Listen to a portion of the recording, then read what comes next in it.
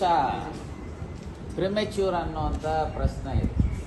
ಯಾಕಂದರೆ ಮೊದಲನೇದು ಹೈಕಮಾಂಡ್ ಈ ವಿಚಾರವಾಗಿ ಏನು ತೀರ್ಮಾನ ತೆಗೆದುಕೊಂಡಿದ್ದಾರೆ ಅನ್ನೋದೇ ಗೊತ್ತಿಲ್ಲದೆ ಇದ್ದಾಗ ಎ ಆದರೆ ಹೇಗೆ, ಬಿ ಆದರೆ ಹೇಗೆ, ಸಿ ಆದರೆ ಹೇಗೆ ಅನ್ನುವಂಥ ಪ್ರಶ್ನೆಗಳು ಬಹುಶಃ ಉದ್ಭವ ಆಗೋದಿಲ್ಲ. ನಾನು ಇಷ್ಟೇ ಹೇಳ್ತೇನೆ, ಸಿದ್ದರಾಮಯ್ಯನವರು, ಖರ್ಗೆ ಸಾಹೇಬರು, ಡಿ ಕೆ ಶಿವಕುಮಾರ್ ಅವರು, ಹಾಗೆ ಅನೇಕರು ನಾವುಗಳು ಎಲ್ಲರೂ ಸೇರಿ ಪಕ್ಷವನ್ನು ಕಟ್ಟಿರ್ತಕ್ಕಂಥದ್ದು. ಹಾಗಾಗಿ ಎಲ್ಲರೂ ನಮ್ಮ ಪಕ್ಷದ ನಾಯಕರು.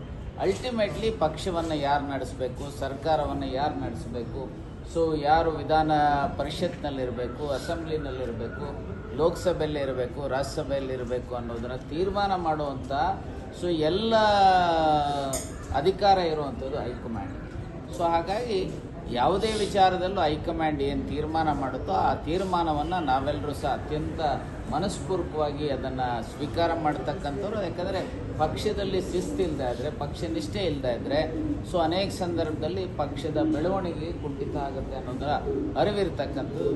ನಾನು ಇಷ್ಟೇ ಹೇಳ್ತೇನೆ, ಬಹುಶಃ ಹೈಕಮಾಂಡ್ ಯಾವುದೇ ವಿಚಾರಕ್ಕೆ ಹೈಕಮಾಂಡ್ನ ತೀರ್ಮಾನವೇ ಅಂತಿಮ. ಆ ತೀರ್ಮಾನದ ರೀತಿಯಲ್ಲಿ ಪಕ್ಷದ ಕಾರ್ಯಕರ್ತರಿರ್ಬೋದು, ನಾಯಕರಿರ್ಬೋದು, ಎಲ್ಲರೂ ಸಹ ಅದನ್ನು ಫಾಲೋ ಮಾಡ್ತಾರೆ ಅಂತ ನಾನು ಭಾವಿಸ್ತೀನಿ.